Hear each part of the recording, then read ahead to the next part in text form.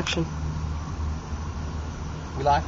It's rolling? My name is Kevin Thomas. I'm the creator of On Point Magazine and the author of Stoneheart, the Bronx. We've all heard the expression, don't judge a book by its cover. But when it comes to contemporary urban fiction, or any genre of writing for that matter, your book will be judged by its cover. My book will be judged by its cover. And knowing that, I wanted to deliver a cover for Stoneheart, the Bronx that was exceptional. I needed a cover that would match the quality of the writing, quality of the storytelling inside the book, and I needed a cover that would let the world know that Stoneheart, the Bronx is an extraordinary work of fiction, unlike anything that's ever been produced before. And although it's fiction, that the drama, the entertainment, and the level of insight is so important that it will hopefully become required reading for a generation. And another thing that I keep in mind when I'm writing, I always have this idea of creating art with words. And if I'm successful at that, at creating art with words, then I've produced a body of work that will outlive me, and the generations to come will be sitting around the table reading and discussing long after I'm gone. And as a writer, as an artist, that is something that's very satisfying to me. So, with those type of lofty ambitions, I knew that I couldn't have the run-of-the-mill cover with a woman dressed in a thong bikini hanging over a car with her butt and her breast hanging out. Okay, that wasn't going to cut it for what I was trying to do. And what those type of book publishers should understand, that when you're putting out a cover like that, who are you really appealing to with that type of cover? You're appealing to the most base elements of our community, and really you're appealing to those elements of our society that don't even read books. So, if you're wondering why your sales are slumping, you need to check your cover. So what I did, I produced, started working on my cover. I have 10 years experience with Photoshop.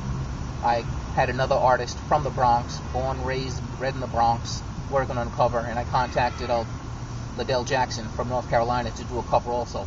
Lydell, I'd met him in an online community, Michael Baisden's Icy Color, and from there Lydell kidnapped me and brought me over to his network, which is livinglegacyjournal.com, and we had a couple of talks over the phone or whatever. I got to know him, so he was working on his version of the cover also.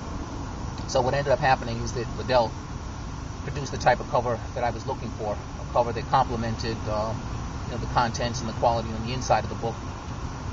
And the guy from the Bronx ended up never coming up with anything, and so you see a lot of talented artists out here today in our community that just don't have that sense of work ethic and professionalism to go along with it.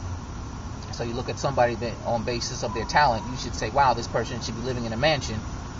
And instead, their life is in a state of financial ruins, and it's because they have some character things that they still need to work out. So in my opinion, Lydell Jackson produced an absolute masterpiece.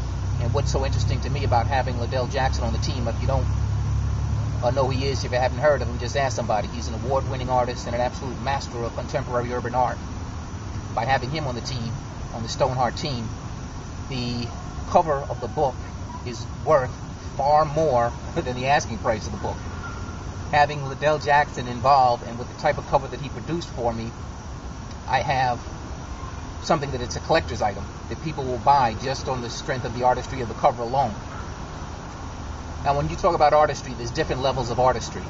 I strive as a writer to satisfy myself first, and then hope that I connect with my audience.